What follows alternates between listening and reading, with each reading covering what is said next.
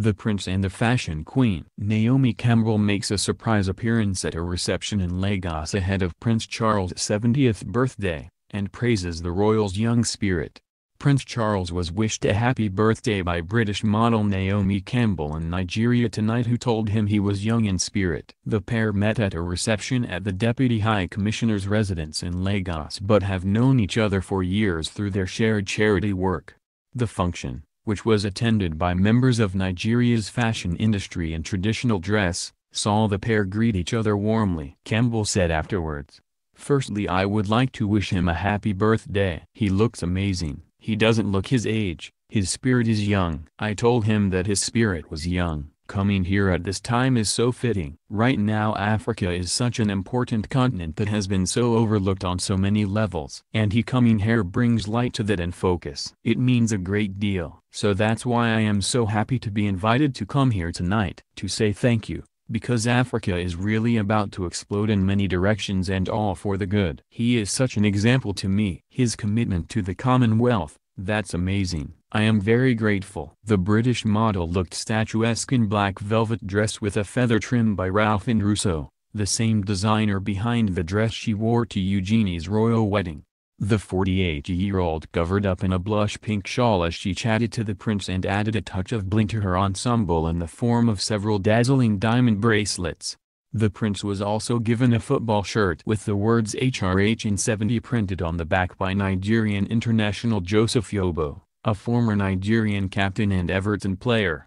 Asked whether he was still tempted to play, the chucking prince laughed and said, "Most definitely not." The prince also viewed a giant bronze of his mother, the Queen, who sat for Nigerian sculptor Benwin Wu in the 1950s. Earlier on Wednesday, the Prince of Wales began his birthday celebrations aboard a ship on a lagoon in Lagos today, with a surprise cake from the Nigerian Navy.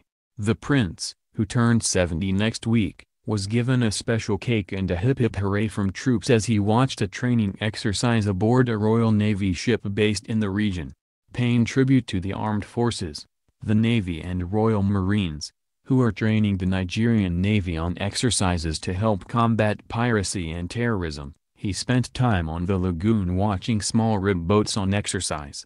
Wearing sunglasses, he was greeted by Commander David Goodman of the Royal Navy and Captain Noel Madugu of the Nigerian Navy, and given a briefing on the flying bridge about how the countries are working together. He was then ushered to the port side of the ship to see Nigerian servicemen, who are currently on a 6-week training program, show off their maneuvers and simulated boarding. The British Armed Forces are working in the region to help combat piracy, a major problem off the coast of Nigeria where pirates terrorize the Gulf of Guinea. The UK is currently training Nigerians to deploy to Lake Chad, where Boko Haram militants use the waterways to cement a stronghold over the northeastern region. Despite the serious message of the engagement, the trip ended on a lighter note when the prince was ushered into a small room below decks to be given a cake featuring his own picture, alongside the Union and Nigerian flags. A card from officers, ratings and civilian staff of the Nigerian Navy wished him many happy returns, in an effusive message reading, in part, "May the Almighty God continue to shower His blessings upon you with more wisdom and good health as you strive to serve humanity as a Prince of Wales and most distinguished gentleman." As he disembarked, he was serenaded with 3 ringing cheers of hip hip hooray in his honor. Later the prince warned he fears leaving a totally destroyed environment for the unborn grandchild expected by the Duke and Duchess of Sussex. The prince issued his warning to Nigerian business leaders, saying, "As you know, I'm about to have another grandchild. I suspect some of you might have children or even grandchildren. It worries me deeply that we are going to leave behind a totally destroyed environment for these poor children to inherit. It ain't gonna happen in the future, it's actually happening rapidly." Charles told a meeting of A4S, his sustainability project, how plastics are ruining the ocean and creating dead zones at the Kingfisher Club, in Lagos. He said, "Everything is part of a throwaway society that surely has to change, otherwise we will disappear under a mountain of rubbish and pollution. It seems to me people like yourselves have a hugely important role to play as we face probably the greatest challenge ever faced by our global economy. So there's a more and more urgent need for real leadership." After the roundtable discussion, The prince enjoyed a reception with the business leaders, where he was congratulated on his upcoming 70th birthday by an artist the same age, but discovered that not everybody works as hard as him. Kole Oshinowo, a distinguished Nigerian painter, was showing the prince some of his artworks in acrylic and oil at a reception hosted by the British Council in Lagos. "So do you teach?" Charles asked him. "No, I retired," the artist said. "I'm 70." The heir to the throne, who is still gearing up to take on the big job he has trained to do all his life, said, "So we're the same age. It's my 70th birthday next week." Oshinowo, who retired when he was 60 and celebrated his 70th in February, replied, "I am very happy for you." At the reception for people who work in the arts, Charles met some of Nigeria's biggest music and film stars and told them how he had helped talented young artists through the Prince's Trust.